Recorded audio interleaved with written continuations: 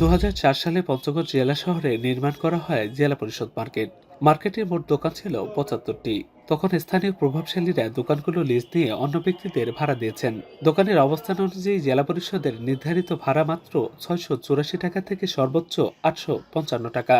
কিন্তু লিজ নেয়া দোকান মালিকরা ২ থেকে ৫ লাখ টাকা পর্যন্ত জামানত নিয়েছেন। এমনকি প্রতি মাসে ভাড়া আদায় করছেন সর্বোচ্চ ২২,০০০ টাকা পর্যন্ত। নিয়ম বহির্ভূতভাবে হাত বদল করে ভাড়া বাণিজ্য চলছে ২১ বছর ধরে। শুরু থেকেই স্থানীয় প্রভাবশালীদের প্রভাবে ভাড়া বৃদ্ধি করা হয়নি। অথচ ভাড়া নেওয়া দোকানদারদের অনেকেই জানেন না দোকানের মূল ভাড়া কত। আমরা তো সরকারি ভাড়া জানি না। আমরা যে মালিকের কাছ থেকে ভাড়া নিচ্ছি, আমরা ওই মালিককে ভাড়া দিই। ২ বছরের জন্য ডিট করে নিচ্ছি এটা। হ্যাঁ, মাসিক প্রতি মাসের ৫ তারিখে আমাদের এটা দিতে হয়, ভাড়াটা ৬,০০০ টাকা করে দিতে হয়। আমার দোকানে জামানত দেওয়া আছে ৫ লক্ষ টাকা। আপনার দোকানের ভাড়া বর্তমানে আমি ২২,০০০ টাকা দিই। এমন অনিয়মের ফলে স্থানীয়দের মাঝে সৃষ্টি হয়েছে ক্ষোভের। যারা বর্তমানে দোকান ভাড়া নিয়েছেন তাদের অনুকূলেই নতুনভাবে দোকান লিজ দেওয়ার দাবি তাদের। সেই সাথে বাজারের অন্যান্য দোকানের সাথে সামঞ্জস্য রেখে ভাড়া মূল্যায়ন চান তারা।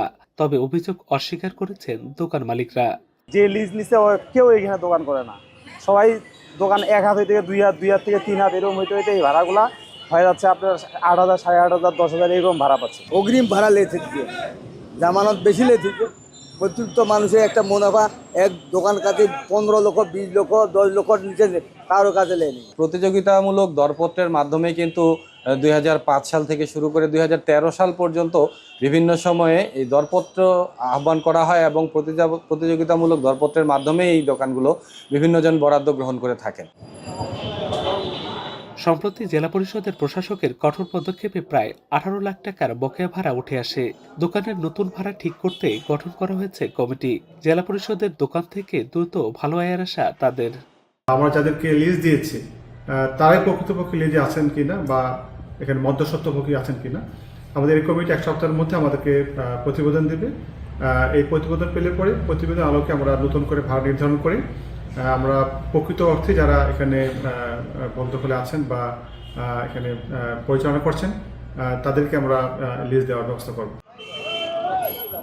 গত ২ দশকে অব্যবস্থাপনা আর দায়িত্বহীনতায় জেলা পরিষদ মার্কেট থেকে অন্তত ২০ কোটি টাকার আয় বঞ্চিত হয়েছে জেলা পরিষদ। লুৎফর রহমান, এখন, পঞ্চগড়।